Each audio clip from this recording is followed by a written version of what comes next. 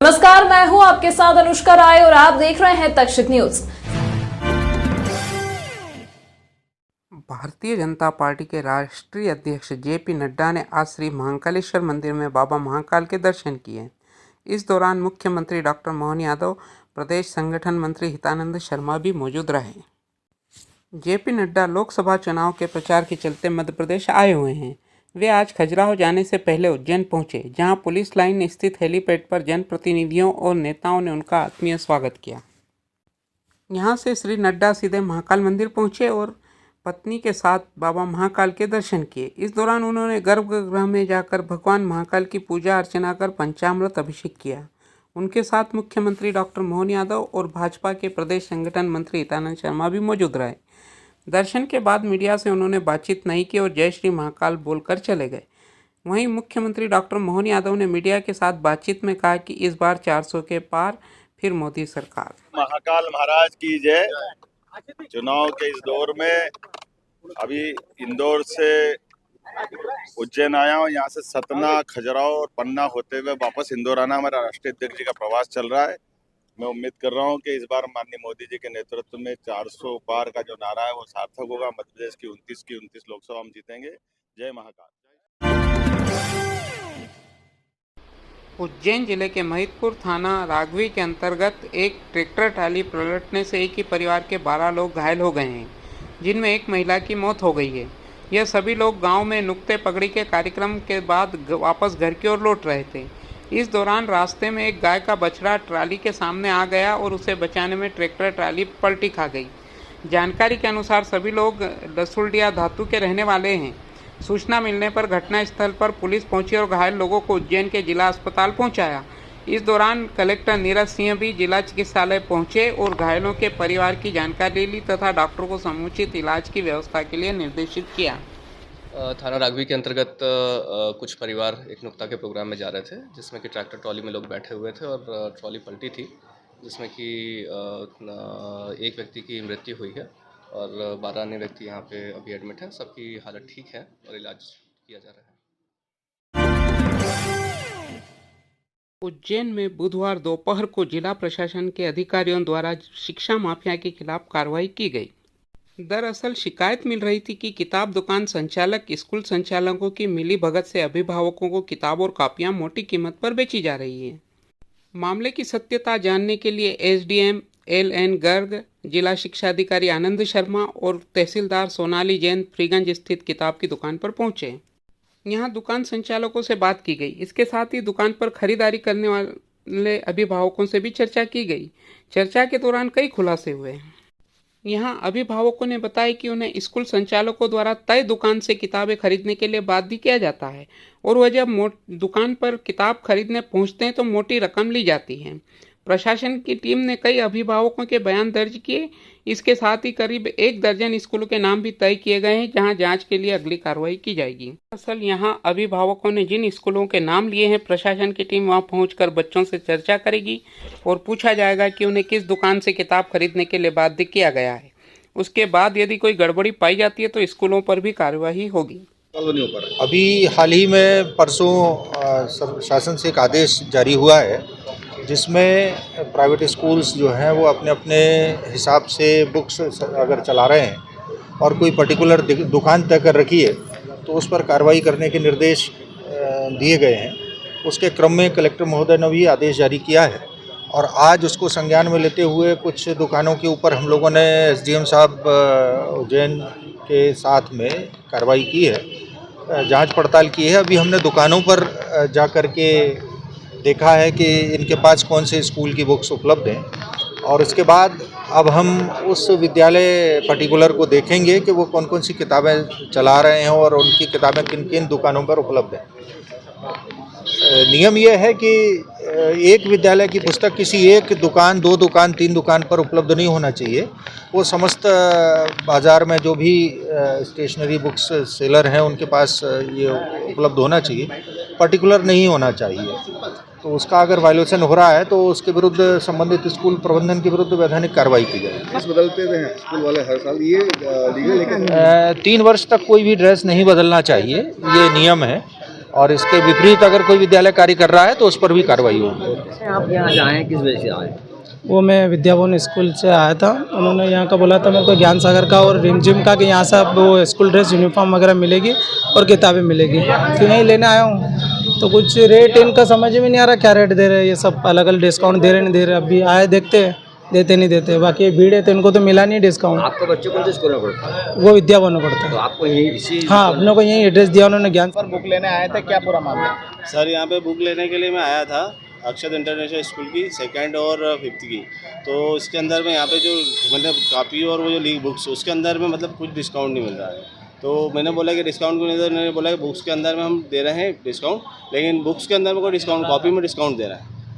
और जबकि मैंने बोला कि बुक्स में क्यों नहीं डिस्काउंट, बोला इसमें डिस्काउंट नहीं मिलता। आपको क्या लगता है पर्टिकुलर इस दुकान पे क्यों आए? बाकी बहुत सारी, क्योंकि सर अधिकतर क्या है कि जो भी स्कूलों की बुक्स जो रहती है वो यहीं पे मिलती है। उसके अलावा इसमें मौके पर पाया कि कुछ स्कूलों ने अधिकृत कर रखा है कुछ पब्लिशर्स को कि वो इस तरह की किताबें बेचेंगे, जिसमें से हिंदी पब्लिशर है और अंग्रेजी पब्लिशर हैं, और नर्सरी से 12th तक की किताबें इनके यहाँ बुक्स और कॉपी मिलती हैं। जिनमें जांच में ये पाया गया कि कुछ स्कूल से, जो मुख्य रूप से बताना चाहूँगा मैं, DPS स्कूल है, निर्मला कॉन्वेंट स्कूल है, सेंट पॉल स्कूल है, केंद्रीय विद्यालय है, RK बंसल है, स्टैनफोर्ड नर्सरी स्कूल है, विद्या भवन स्कूल है, केन स्कूल है, वर्जिन मैरी है, सेंट मैरी है, और बहुत सारे स्कूल हैं।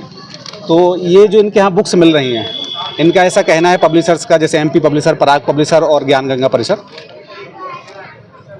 इनका कहना है कि हम स्कूल से डिस्प्ले से जो सूची उपलब्ध होती है उनको लाते हैं और उनकी बुक्स हम अपने स्तर पर जो भी 20% डिस्काउंट पर बुक्स पर और 20% डिस्काउंट कॉपी पर देते हैं। महाकाल की नगरी उज्जैन में रियल इस्टेट कारोबार में एक बार फिर बूम आ गया है। ताज ग्रुप ने उज्जैन में जमीन खरीदकर अपनी एंट्री कर ली है। प्रॉपर्टियों की खरीद फरोख्त से पंजीयन विभाग को होने वाली आय का आंकड़ा इस बार 400 करोड़ को पार कर गया है। यह एक नया रिकॉर्ड बन गया है। पंजीयन विभाग को मार्च अंत तक करीब 452 करोड़ रुपए की रिकॉर्ड आय हुई। पिछले साल यह आंकड़ा 386 करोड़ रुपए का था। बड़ी बात यह है कि पिछले वित्तीय वर्ष में ताज ग्रुप में भूमि के पास जमीन खरीद लिए ग्रुप यहां होटल बनाने की तैयारी में है। महाकाल लोक बनने के बाद उज्जैन में दर्शनार्थियों की संख्या में बेतहाशा वृद्धि हुई है। इस कारण भी ताज ग्रुप होटल खोलने की तैयारी में है। इंदौर की BCM कंपनी ने कॉलोनी विकसित करने के लिए इंदौर रोड पर करीब 100 बीघा जमीन खरीदी है। पंजीयन विभाग की जिला पंजीयक रितंबरा द्विवेदी ने बताया कि विभाग ने अपना टारगेट 450 करोड़ के सामने लगभग 95% पूरा कर लिया है। साथ ही उज्जैन राजस्व वसूली में प्रदेश में 5वें नंबर पर रहा है। जो था वो विभाग कहाँ तक अचीव कर पाया? वो हमको इस वित्तीय वर्ष का 23-24 का जो टारगेट मिला था वो 460 करोड़ का था और उसमें हमने 452 करोड़ प्राप्त कर लिए हैं।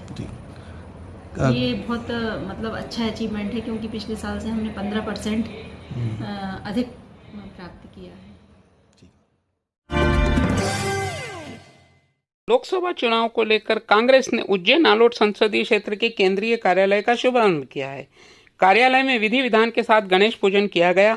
केंद्रीय कार्यालय से ही चुनावी रणनीति तैयार होगी और गतिविधियां संचालित की जाएगी।